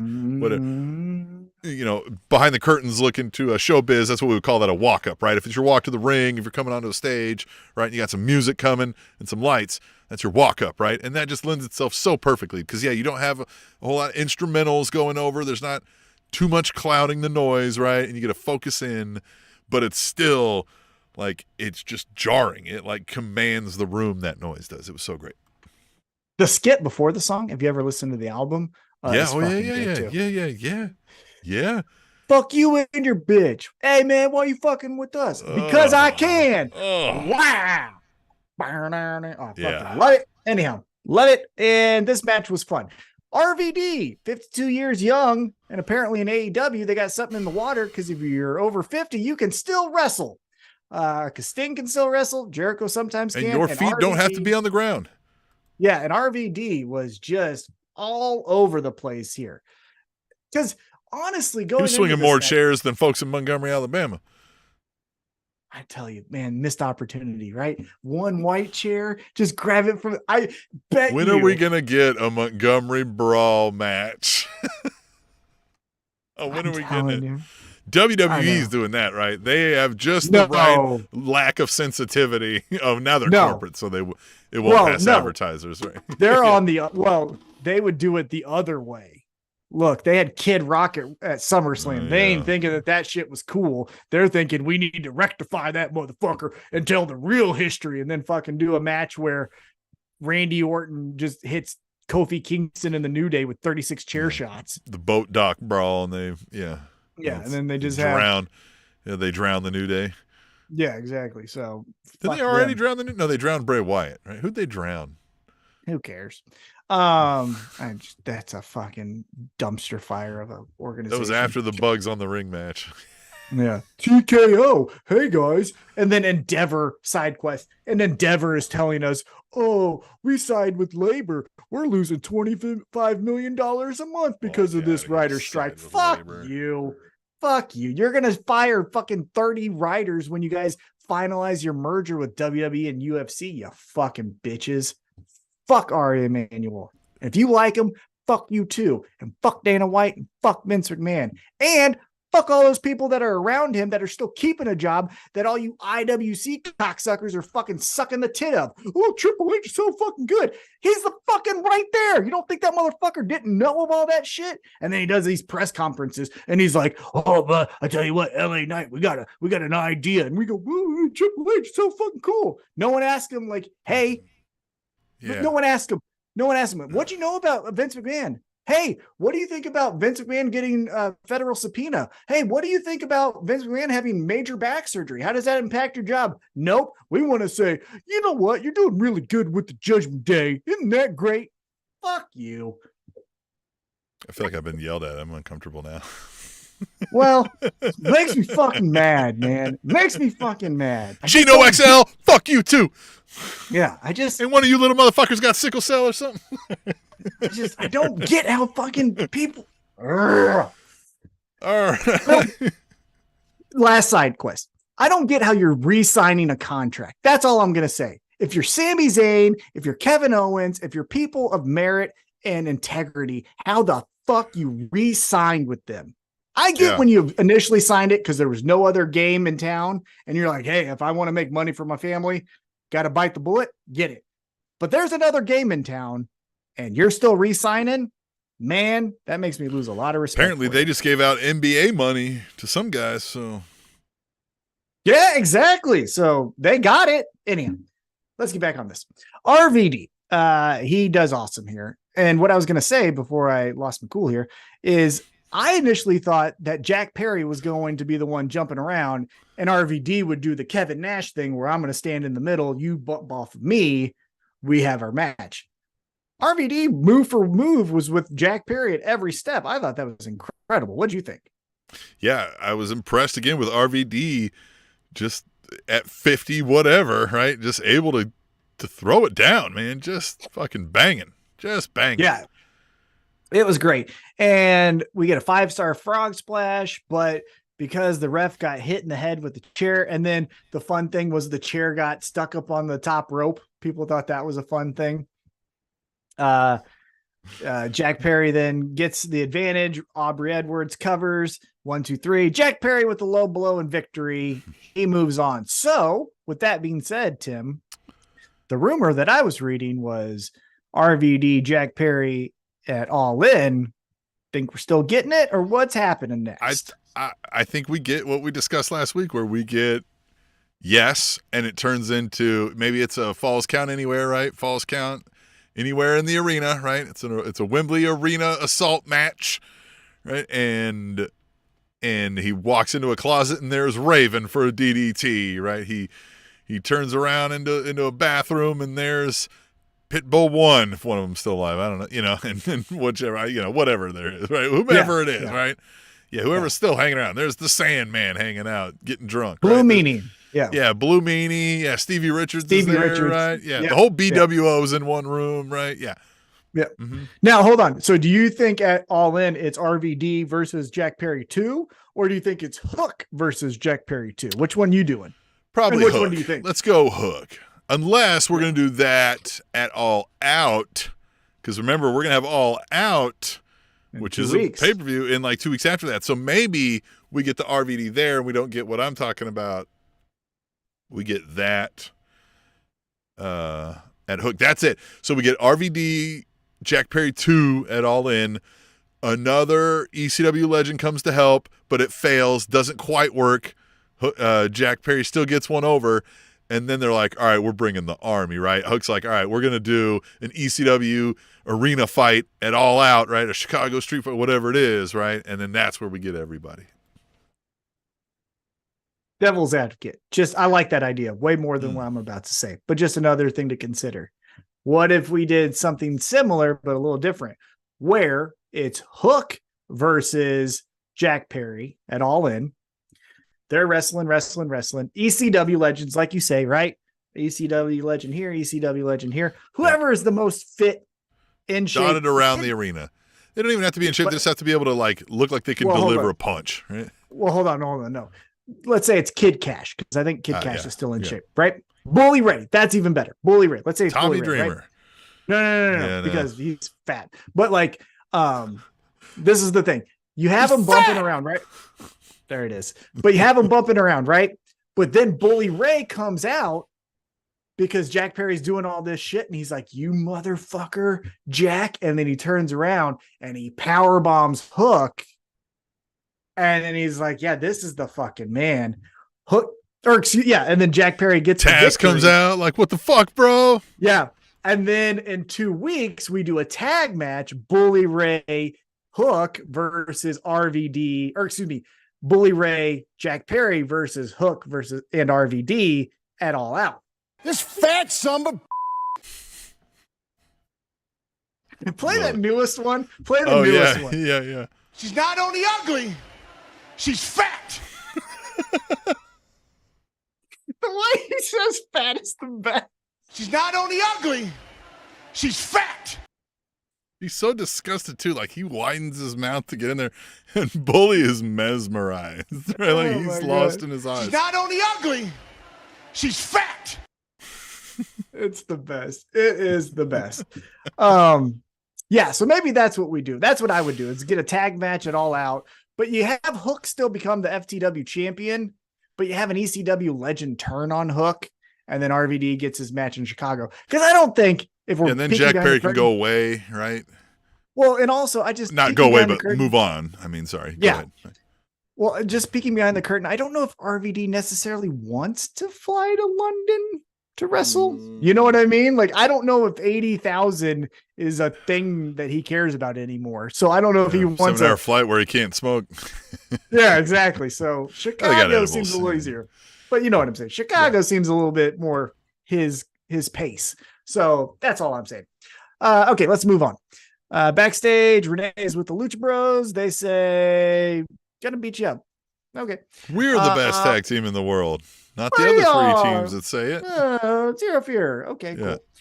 Now we get MJF and Adam Cole. Now they're in front of the audience, and here they are. And this is, again, where the night was a little off. So MJF missed his timing with the Adam Cole, baby. He even had it on his face. He's like, "Oh, sorry." You know, he messed up later when he was like, "And we're going to go for the A, scratch that ROH." So it's just something was in the air. Something was in the air, yeah. Because he doesn't mess up. You know what I mean? Like, he's a 10 for 10 most, usually. Well, to his credit, it's the AEW Junior Tag Team titles. It is true. Yeah, you are right. But they're out here, and essentially Adam Cole starts this off by saying, "Hey, we're going to wrestle at All In, and I'm going to beat you for that championship." And MJF's like, "Oh, okay, cool. We're going to do like a promo battle. Awesome. You're so pale and thin that if this was the 1980s, Hulk Hogan would have snorted you." And I thought that was fucking awesome. Yeah, I was laughing so hard. That was the best line. And then he just kind of kept reaming on him, right? He was like, "You're ugly. Look at your skinny arms. You're ugly." Just and he's like, "I'm Adam Cole. I don't have a head that can take punches. Ha, ha, ha." And he's like, no, stop. Yeah, it was great. Yeah, and so then Cole stops him, and he's like, no. Look, I didn't want to do that. And MJF's like, "Oh, man, okay." You could kind of tell like he kind of wanted to. You know, he's like, "I like doing that. That's me. That's my own." I know. Yeah, he's like, oh, that's right. I'm sorry, you took offense to that. Yeah, that's right. Yeah, I forgot. what a I put. forgot. Oh, Yeah, you got baby brain. Can't that's right. take We're insults. sensitive. That's right. I forgot we're sensitive. All right. So then Adam Cole switches everything on its head and says, "Hey, you know what? Sucks that we didn't get those AEW championships, but we're a good tag team. So why don't we, at All In on the 0 Hour, go after the ROH tag team championships? Because it's the only belt I never held. I was the TV, the world heavyweight, all this shit, never tag champ. And I want to be tag champs with you, MJF." And MJF's like, "Bitch, I don't want to wrestle one time a year. You want me to wrestle twice in a night? Fuck you." And they're like, fine, he'll do it. Right. So at the 0 Hour, and then that's when MJF takes over. We're going to beat you guys for the ROH tag team championship. And it's Aussie Open, I believe. They just won the tag team championships over Lucha Bros, which the tag team charisma forgot. Well, it would have been cooler if it was a Lucha Bros, but whatever. Yeah. That's what I meant. The tag team charisma forgot was the Aussie Open. Yeah. But that's what I'm saying. If we knew we were going to do this at the pay-per-view at ROH, we shouldn't have had the titles change, but we're here as it is. And so then here comes this whiny little bitch, Roderick Strong. And God, here's the thing, Tim. Tell me what you think. This entire time, I was kind of like on Roderick Strong's side because I've had friends like this at the gym, right? You know, people start to train together and they start doing and then they kick it off and you're like, but I thought we were cool. Like, we're not going to Chipotle after practice. You're going to go to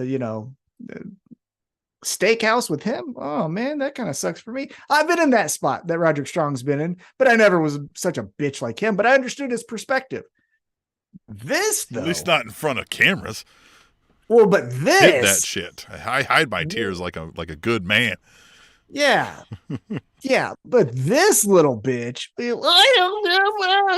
fucking Bret Hart in the fucking flesh right here. Yeah, are we sure Bret Hart didn't actually get a job as an agent? Like, because it seems like he's teaching Roddy Strong how to do this. Yeah, someone wrote this promo, and I'm going to bet it was Bret Hart. Neck brace and complaining. I mean, Sounds like it's Bret Hart to me. But then the Kingdom comes out and it was like, "Hey, we've got you, pal." And so then they all like group hug and circle jerk off the fucking stage, which is fine. And then Adam Cole is like, "God damn it, MJF, you fucking crossed the line." So he pushes him. He's my friend too, which is, again, I've also been in that spot too, where it's like, I can have two friends that don't like each other, but I'm friends with both of them, Mm-hmm. But when he pushes him, MJF gets that look in his eye of like, you don't want to do this. And the most interesting Adam thing, Cole knew it quick. Well, and that was the most interesting thing to me is, pro wrestling trope would tell you when one guy bucks his chest up, the other guy bucks his chest up, and then we get head to head and refs got to separate us. This was, I got that look in my eye and Adam Cole going, "Hey man, we're cool. Hey, yeah, we're cool." Yeah. Okay. Right. Thought that was really interesting. So what did you make of all of this? Roderick Strong, Kingdom, MJF, Adam Cole? This, we've talked about why we love this storyline, and it's that we don't know what's going to happen next at every turn. And I still don't. Right now, I'm leaning towards Roddy and Adam Cole have been planning every step of this to lure MJF into this false sense of security of having a friend, preying on the fact that they realize that he's really a lonely guy who needs friends, right? Like, they're taking advantage of the mental health, aspect and everything. That's where I'm leaning at the moment because of this week. What do you think, though, the Kingdom? The Kingdom is in here now. How do they factor into all of this mess? Or do they just get kicked to the wayside? I think we get WWE like, oh, yeah, that helped us that week tell part of the story, but it was not integral anymore. We forget it, but that they exist. Or because AEW loves to have friends, faction warfare is what their kind of calling card is. Are we doing the Kingdom 2.0? And it's Roderick Strong, Adam Cole, Taven, and the other two people, the married couple, Bennett and Maria. Yeah. Do we get them as a faction? Because if the Inner Circle or JS is gone, we have to have someone fill that void.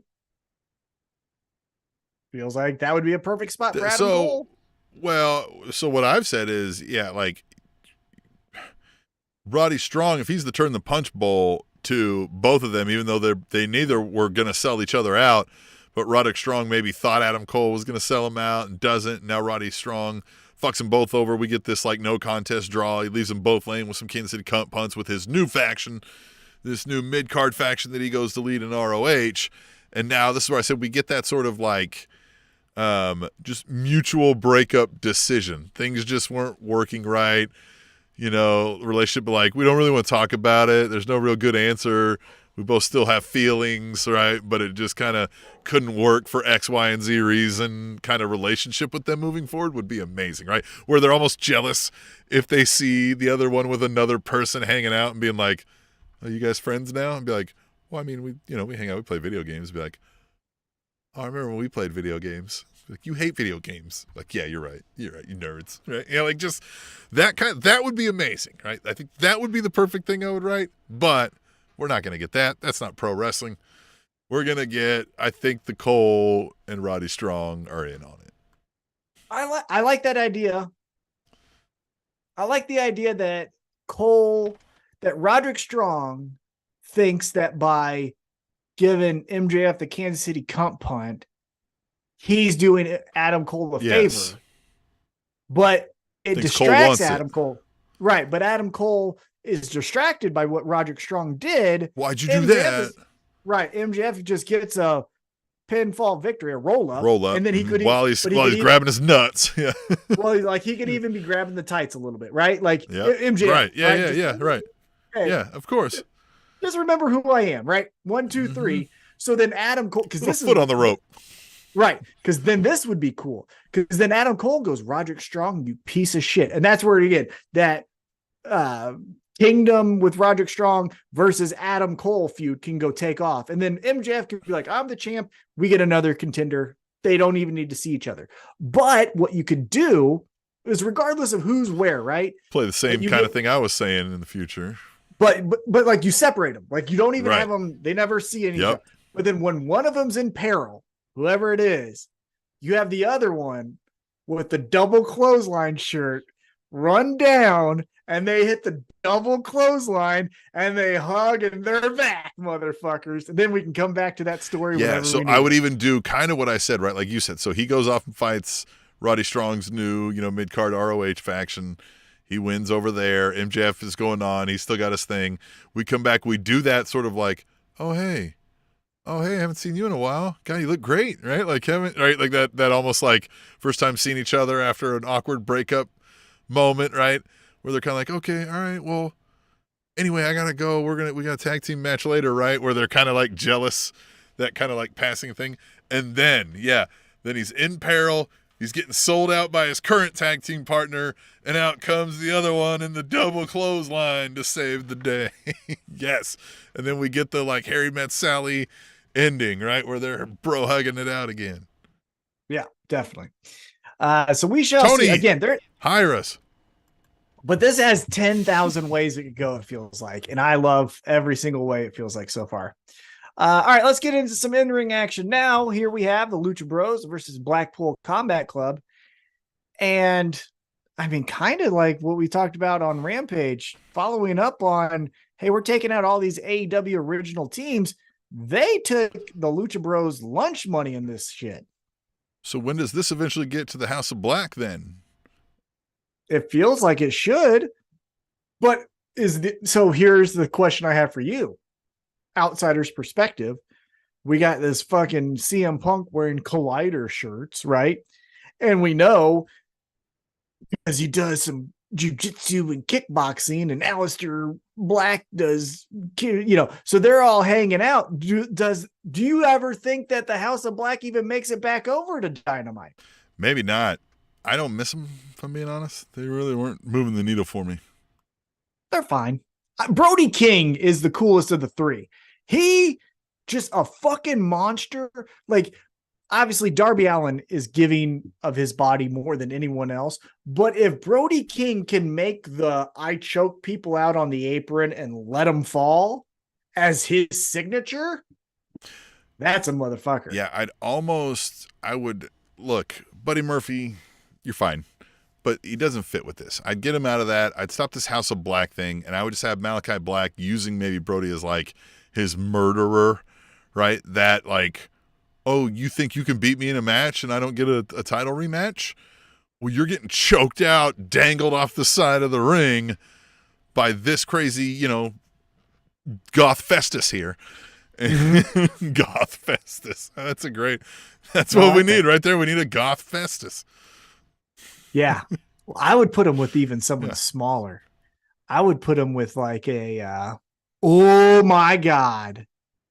Fucking throw all this bullshit to the side so here's the thing. The backstage politics would suck. But let's just say it doesn't exist because fucking grow up. We're all adults here. We're trying to make money.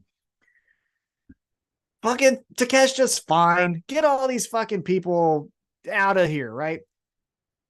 Brody King does the bidding for Don Callis. Oh. That's who I would have him fucking like, you want to mess with this guy? You want to mess with this monster? And Brody King's like, and fuck it. Again, I would make that signature of the choke out. You fucking fall on the ground. I think the thing with right now is Christian's doing that with Luchasaurus. So that's probably why we don't get that right now. Look, we know what Luchasaurus needs to do. We already wrote it. It's written in time. It's going to happen. So we got that taken care of. That's not going to be this. So we can do this. And we're still getting there because how they break him off of Christian is going to berate him and be like, I've told you a million fucking times you're not a fucking dinosaur. You look stupid in this Pegasaurus fucking fake Legion of Doom fucking shoulder pad, right? Just running him down. You're a man. You're a man, Austin, or whatever his fucking name is, right? Like, you're a man. And that's when he goes into that depression. That's what needs to happen. That's the pro wrestling trope that I think needs to be more prevalent. Is so often when someone gets berated, then I'm a baby face. And that can happen. Sometimes it's fine. But more often than not in real life, when the boss yells at the employees, they go, oh man, I must suck. I'm probably gonna get fired. They don't go, well then fuck you, boss. I get fired again. Why do I suck all the time? I can't get my shit together. I'm fucking fucking right about me. That's how it needs to go. That's why we connected to Hangman. He had real feelings, whether they were real or not. Perceived to him, these were the struggles. These were his internal thoughts. Yeah, because if you go back to that storyline when the Young Bucks call him a drunk, if that was WWE, Hangman is then giving buckshot lariats to both Young Bucks, and now he's bang bang. Oh, and they're pouring beer on his face while they beat him up, and Yeah, right. Side note, going back to Collision though, did you see the promo that Christian Cage did with his daughter backstage? Yes. Can I touch the title? Yeah. Did you win this title? Did you win this title? That's so again, he always has that just perfect thing to say. Yeah. And then go find your mother. And then security, she isn't credentialed. Get her out of the building. Just the best. Yeah. Just the best. All right, let's get back into Dynamite here, though. We'll get back on track. So again, Blackpool Combat Club, they take the mask of Penta, which again, it feels like everyone does. They beat the shit out of Rey Fenix, and just as you have on our one shot here, Claudio then puts on the fucking mask and starts walking around. What a great shot. Yeah, but you're right. We have a clip out on our YouTube page where you can find where we've discussed this, Penta, let's get a mask with a strap underneath the chin or something. Let's make this a little harder to fucking, let's tighten this thing up. Sew it into your hair or something. It's annoying how often it falls off. Seems to last longer. The Warrior could go a whole match sometimes without that shit falling off. Sting, talk to Sting. Yeah, but I just... Again, Penta is the coolest, right? One of the coolest wrestlers of all time. Yeah, I don't hate Penta at all. I hate that we rely on his mask is gone. Brother, I can put together 3 clips and know what your face looks like. You know what I mean? It's not that fucking hard. We've seen enough of you fucking going, oh, and so it's not anything anymore. Yeah, anyhow, right. It's 2023. I know where you live. Yeah, exactly. So Blackpool Combat Club then just jump out of the ring and they go into the crowd, flipping everyone off. Yeah. So you think if I make you a gun to your head, I tell you, where is Blackpool Combat Club? I don't see where else we go, right? They don't have a reason to take anything over. They don't have a whatever. So like putting them out, going after a title against another group that loves to get weird would fit. But again, they are on different shows. So absent of that, I don't know what you do with it. Do you run back a triple threat at All In? Blackpool Combat Club, Best Friends. Maybe because here's what, like, Death the only Triangle? other group that I think that's like budding is this Mogul Entertainment, right? But you don't want to pit them up against the Blackpool Combat Club because they'll murder them, right? Mhm. And you can't have Blackpool Combat Club lose to that group. So again, like, unless you're going to come up with a new group of 3 that's trying to do something, but that still feels like you're stalling the Blackpool Combat Club to just beat some more chumps. Yeah, it's interesting. I'm not sure what This we do. trios thing, look, yeah, if you're going to keep getting conflated big rosters, trios division is a way to help with some of that, but we need some more trio storylines now then, right? Like, I need more trios teams. Yeah. I don't know. It's interesting. We will find out. All right. So then we go backstage. Kenny Omega is stopped by Marvez, and Marvez is like, well, you saw the Young Bucks FTR. They're going to do some cool shit. What are you going to do? Cool shit. Yeah. And Kenny Omega's like, I'll tell JR next week. Get the fuck out of here, fatty. I'll do cooler shit. Yeah, Marvez is like, do you want to give me a scoop? Like a fucking ice cream? Fat ass? Get the hell out of here. Fat! Exactly. Fat asses! Love that one. And so here's the thing, though. People are rumoring that it's Takeshita and Kenny Omega. So what do you do with Kenny Omega? I don't know. Kenny Omega is another guy that I get it, right? We talk about these guys where I'm like, okay, I get why you guys like him. I don't really have an affection for him. I do, but not as a babyface. When he was doing the 69 me Don. Yeah, that stuff was good. Yeah. And he was doing this. 69 me Don was hilarious, yeah. And the crazy suits, like when he was wearing let me see if I can grab this without destruction. Yeah, when he was wearing shit like this, you know what I mean, walking around. This is the Kenny Omega, the cleaner that I like. This Kenny Omega, which was cool when it was going up against Blackpool Combat Club because Blackpool Combat Club was so vicious, right? But if it's not a vicious person he's going up against, yeah, I agree with you. It's like, what are you doing, man? I don't get it. So, okay, so I'll challenge myself. Here you go, Tim. I'll challenge myself. Tom has the pencil. So I booked Takeshita and Will Ospreay versus Jericho and Sammy Guevara. So they're gone. They're not doing double duty. Got to pay them a lot coming over to National. They need the rest. Samoa Joe called out CM Punk, so you're not going to get that. John Cena said no. Young Bucks are doing a tag match against FTR. So those are all Rock is out. filming Fast and the Furious 14, so he can't make it. Hangman or Jumanji 7, one of those. Hangman is also not doing anything right now. You don't want to necessarily run that back, but that could be a person he tags with. Yeah, well, because they just did the Elite's all on good terms, and they all resign, and so we'd have to do a lot of work to get there. Kenny Omega and Hangman, we'd have short time. No, I wouldn't do it. No, I'm just saying you could tag them together. Tag them together? Yep. I mean, if you really wanted to challenge yourself and really wanted to see what they're worth in the ring, you could say that the Acclaimed are pissed off at everyone for what they made Billy Gunn do, and you could do the Acclaimed versus Kenny Omega and Hangman Adam Page, #1 contenders match. You could easily get there. You have Kenny Omega and Hangman saying something in the back in an offhand interview for Sports Illustrated or whatever, and they talk about how when they were a tag team, they were the greatest tag team, and they could have had an amazing run, and nobody would have been able to beat them. And fucking, right, here come the Acclaimed, and they're like, I'm sorry, nobody could have beat you, right? Like, you could easily get there. Yes, that is, and that's great.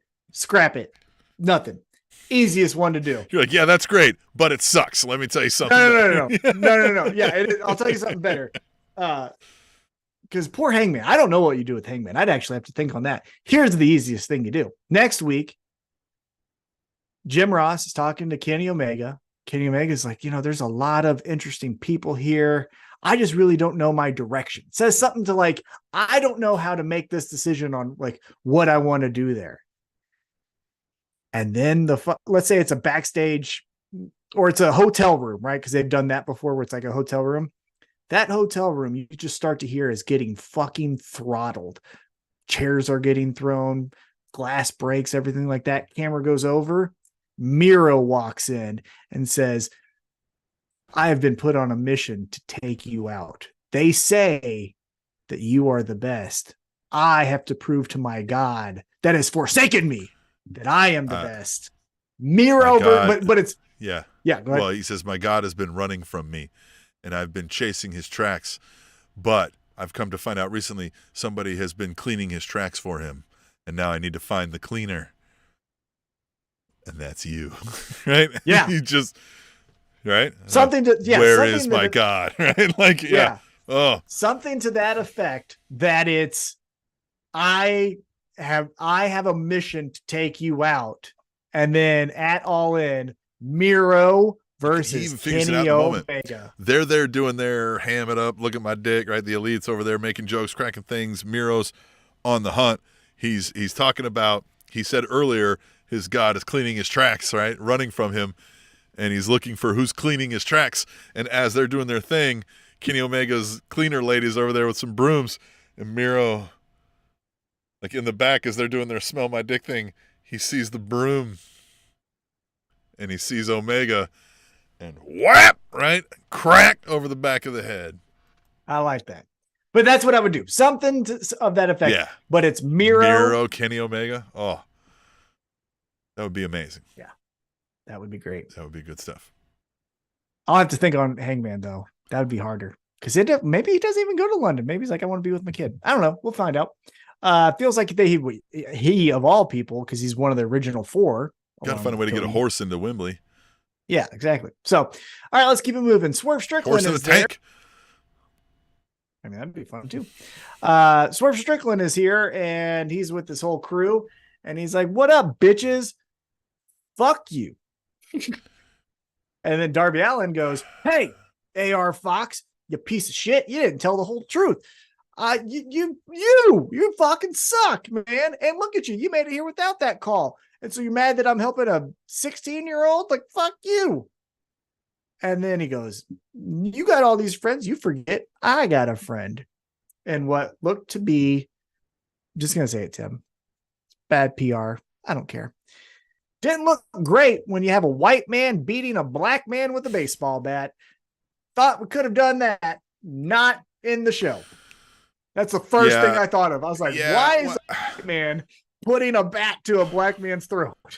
I want to like this Mogul Embassy thing more than I am, because like I want Swerve to get some exposure and have a faction and do his thing, but this just feels thrown together and ragtag, right? It feels like when they made the core after the Nexus broke up, right? Like it just feels like I think they all make sense. I like all of it, and especially because now they say that there's a financial between the embassy and Mogul, so I get it. Prince Nana is the one who's growing on me the most. When he just stands out there before Swerve comes out, which I think that's a cool he just thing. laughs at things. Yeah.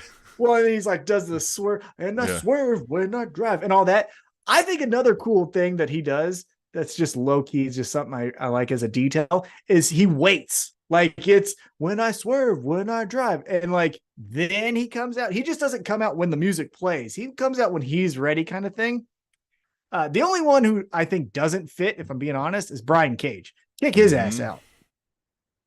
The tag team, Swerve, Prince Nana, and AR Fox, that works together. But just like Team Taz, kick Brian Cage out of this fucking thing. Well, you got Big Bill in there too.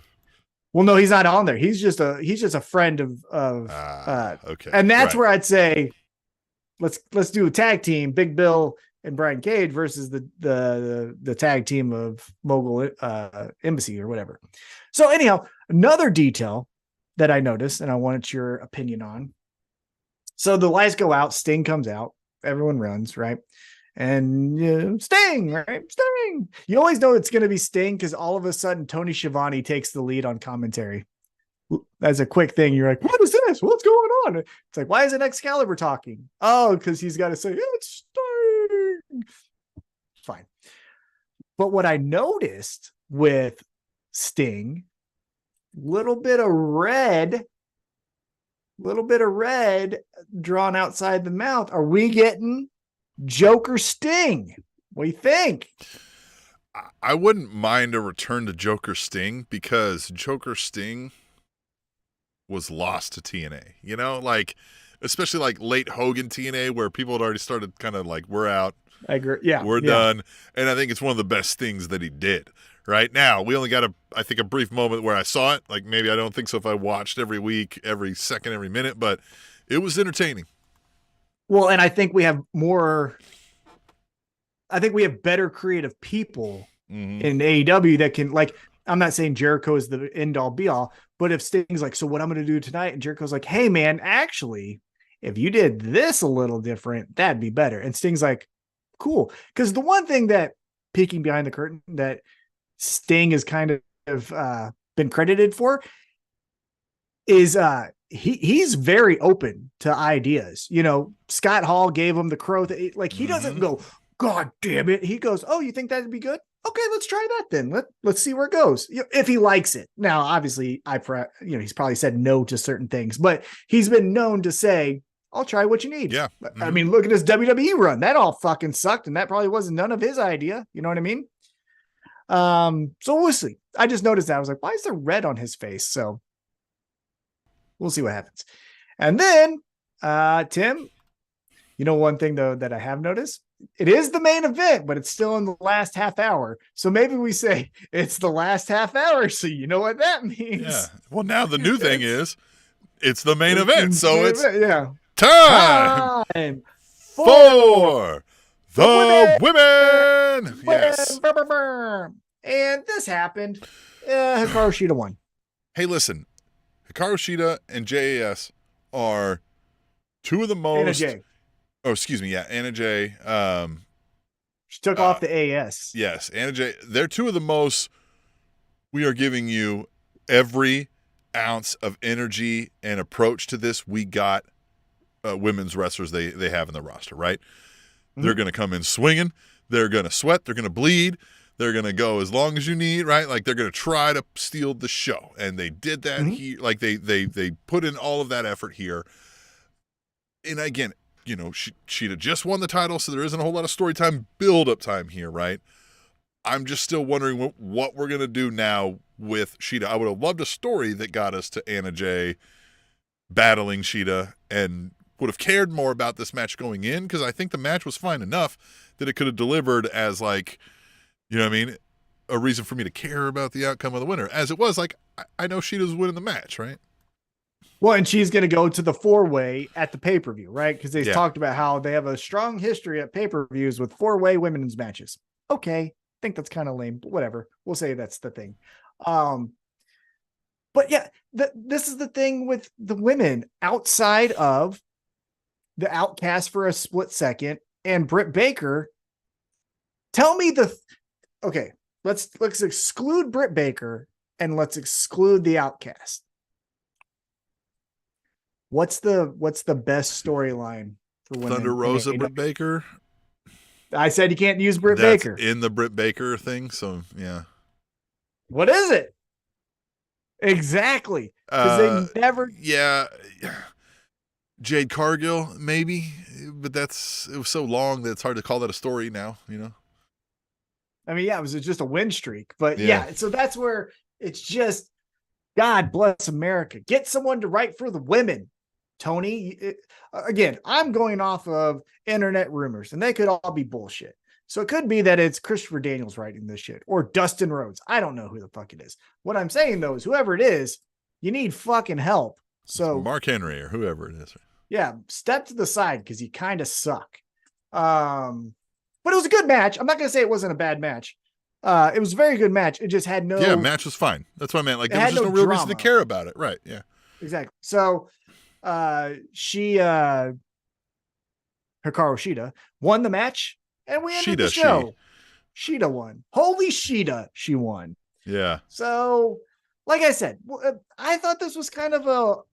I'm just in a wait and see mode with Shida as the champ again and the women's title. And hey, he got the message is what it seems like, Tony Khan, right? The sign in the audience and the people discussing the sign in the audience clearly made him go like, okay, we got to do something. Now, that's half the battle is saying we got to do something. Coming up with the thing to do is the next and harder part of the battle. And that's what we've yet to see. So I'm holding off any sort of praise and anything like that. Yeah. I agree, but also it just the whole episode was like, what are we doing?